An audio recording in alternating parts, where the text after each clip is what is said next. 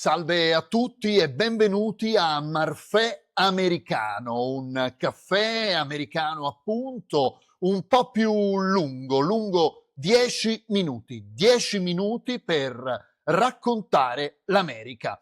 E in questa nostra prima puntata di Benvenuto appunto ci immergiamo immediatamente nell'amministrazione Trump per uno dei temi più discussi di questo primo anno di presidenza, che riguarda naturalmente l'immigrazione clandestina. La premessa è semplice sull'immigrazione clandestina, sulla lotta all'immigrazione clandestina. Donald Trump ha costruito una parte molto importante, se non addirittura la parte principale del suo consenso elettorale, dunque della sua vittoria, che oramai risale quasi a un anno fa, quindi è già tempo effettivamente di tracciare un primo bilancio. E avrete senz'altro sentito parlare di ICE, questa polizia federale incaricata di sorvegliare le frontiere del paese e naturalmente appunto di controllare i flussi di immigrazione.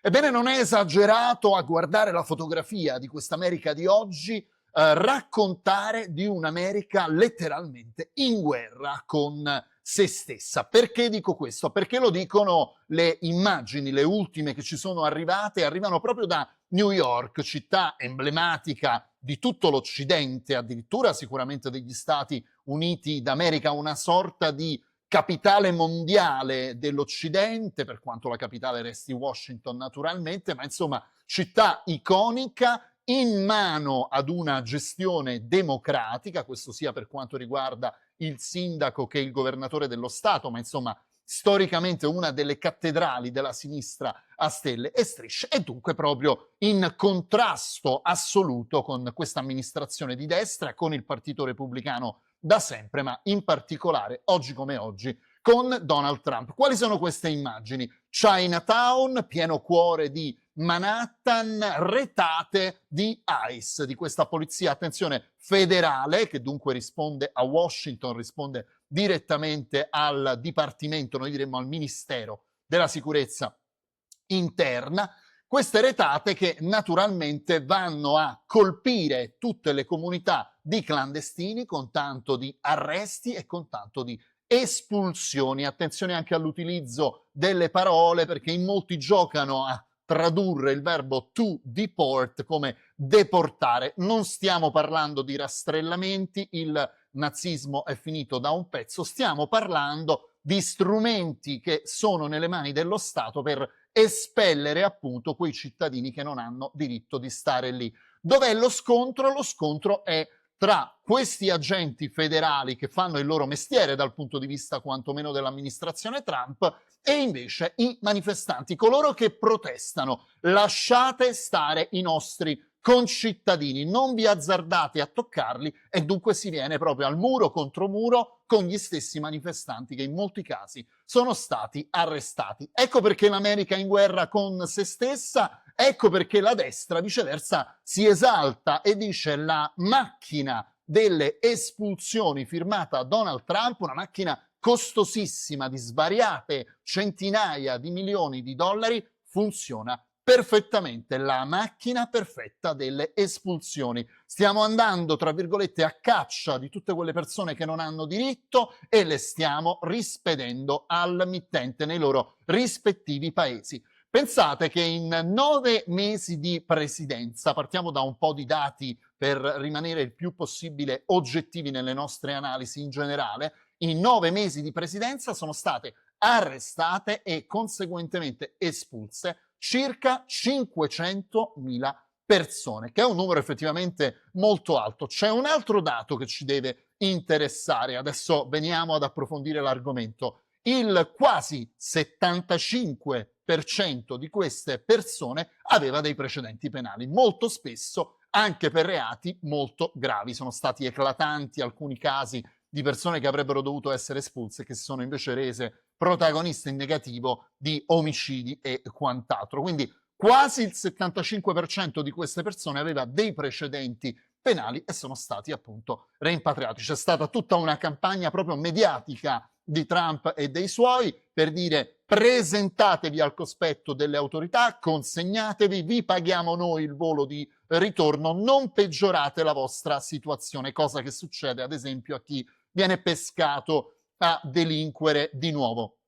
Per cui una vera e propria guerra al fenomeno dell'immigrazione clandestina che naturalmente va a spaginare anni e anni, se non addirittura decenni, di quotidianità americana. Perché? Perché molte di queste città, New York ad esempio, proprio su tutte, l'esempio più chiaro, si reggono anche sul tessuto di questi immigrati, che sono sì clandestini, ma che in qualche modo appartengono al tessuto sociale, lavorano nei ristoranti, lavorano nei bar, lavorano nei locali, lavorano nei cantieri e che pagano addirittura anche le tasse in certi casi con degli escamotage, con delle registrazioni che non consentono loro effettivamente di essere sul territorio, di essere residenti o di essere cittadini americani, ma che effettivamente invece consentono di poter pagare le tasse. Trump ha detto basta, ha promesso questo in campagna elettorale, sta portando avanti questa sua battaglia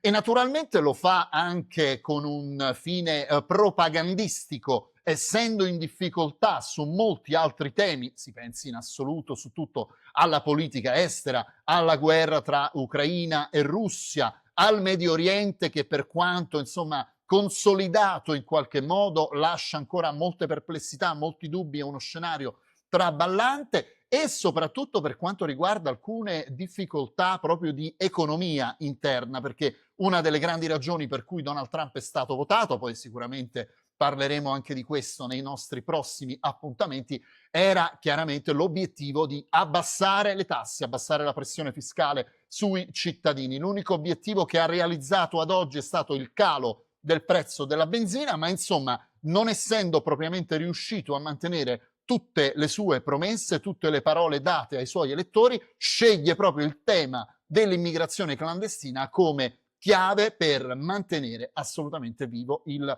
consenso. E ci sono ancora altre cose da registrare, sempre su questo tema, lo scontro anche istituzionale. L'America in guerra con se stessa non soltanto per le strade, non soltanto con gli agenti federali che si affrontano appunto con i manifestanti, ma anche nelle istituzioni.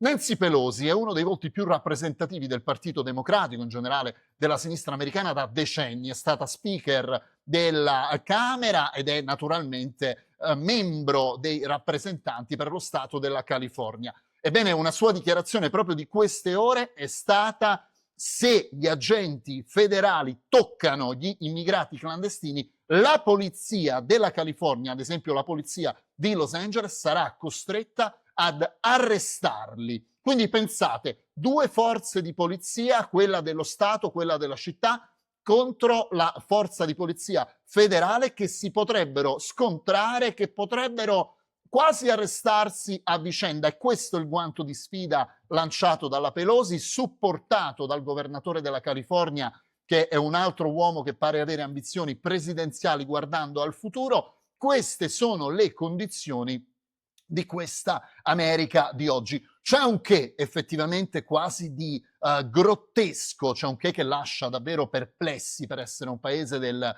primissimo mondo, rappresentante appunto emblematico del primissimo mondo, ma insomma questo è il quadro attuale delle cose. Queste sono le retate di ICE della Polizia Federale contro gli immigrati clandestini e questi sono i risultati raggiunti da Donald Trump. La sensazione fortissima, va rimarcato anche questo, è che nessuna delle due parti abbia nessuna intenzione di fare marcia indietro, per cui è muro contro muro, cosa che si evince anche tra le mura del Congresso, dove, attenzione, nel frattempo siamo oltre i 20 giorni, quasi al mese di shutdown, di chiusura di quelli che sono i conti pubblici, di non accordo su quella che in Italia chiameremo la legge di bilancio e con tutte le conseguenze che ne derivano, ad esempio niente stipendi per i dipendenti pubblici. Ecco, questo è il clima che si respira, ma le parti in causa sono talmente distanti su tutto che davvero pare che no, non arriverà alcuna soluzione nel breve periodo e lo scontro sembra appunto quasi